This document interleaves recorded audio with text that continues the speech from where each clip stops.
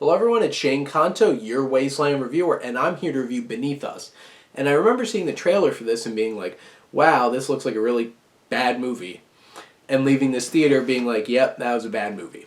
And it's a shame because sitting and watching this film, directed by Max Patchman, and it's a horror thriller about a group of Mexicans who have these complex relationships with each other, a father-son dynamic, a relative dynamic between some of them, brother dynamics.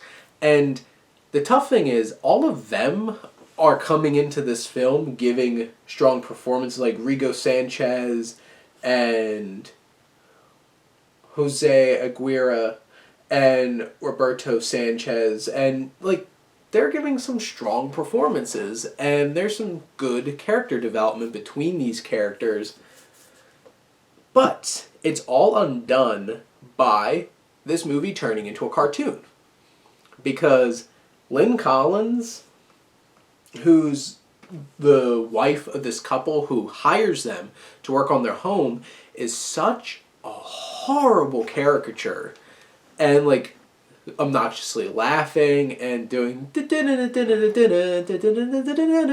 I'm just like, oh my god, who wrote this? And thinking this was a good idea.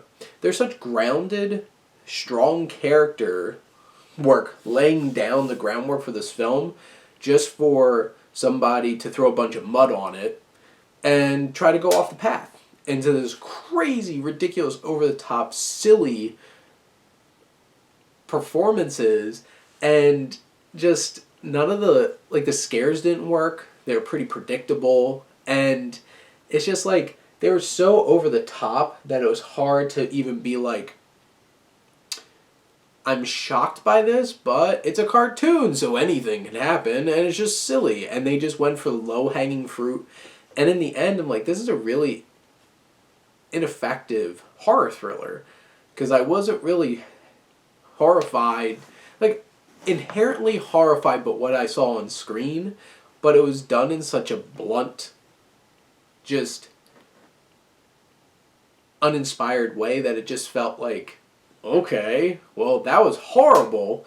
I wish I felt more. Because the thing is, you can't get by in a film by the lowest aspect of, I just feel bad because they're human beings. You need more than that.